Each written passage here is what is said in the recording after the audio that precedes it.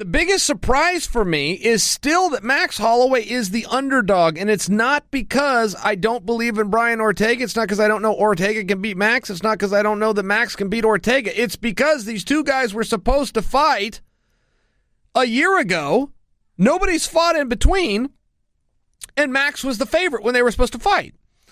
So with no new evidence coming forward, I'm just curious of the psychology of the bettor, why they have changed their bet to Ortega. And I think I have the answer, which is the speculation around Max. What in the hell is going on there? But I don't know that that's accurate as much as that's just the story that keeps being told. Max had the problem making weight for Khabib. Max did not make it to the scale against Ortega. Nothing else happened. And there's been talk and chatter, but none of it backed up or confirmed with anything other than a hard-working world champion named Max Holloway that's getting ready to fight again. So I've always been confused as to what exactly has changed. Did either of these guys get worse? Did either of these guys get better?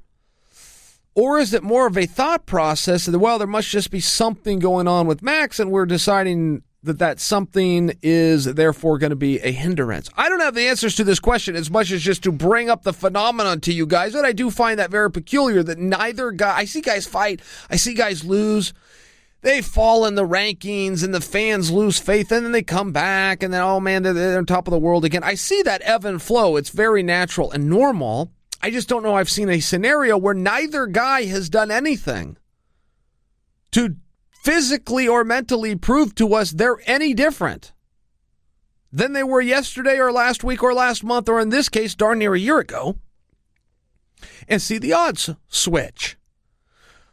I just think that that's a little bit interesting. I do think that that's a very good fight. I think that comes down largely to an intangible, which is, can Max keep that pressure on Brian for 5 full rounds? And if so, because don't forget, the way Ortega likes to fight, it's a constant rope-a-dope. He's constantly roping you in, dope. He's taking some shots. He's using up your energy. Ask Cub Swanson about that. He unloads on him, and Ortega's still standing there marching forward. And all of a sudden you go, geez. Start doing the math in your head. Go, well, I've already given him all of my best shots. Now I'm a little bit fatigued. Now I got X amount of time left. I mean, this is the process, the inventory that a fighter is constantly taking in battle. And mentally, it can start to work against you, start to make you want to check out. Max doesn't show those signs. Max is the guy that pushes the pace. Can Brian endure what he's going to have to endure and push through it for 25 minutes as opposed to 15? I don't know the answer to this. I just suggest for you guys that that's really what we're finding out here. Seems pretty straightforward. As much of a jiu-jitsu whiz as Ortega is, I don't think any of us close our eyes and see Max getting tapped out. Certainly possible. I don't think we see that happening. I don't think we see either one of them knocking the other one out. You do have a very likely TKO, though, if one of them was to fatigue and get pinned down in a position. So I just think that the narrative after this fight is going to be a little bit better than the narrative pre-fight.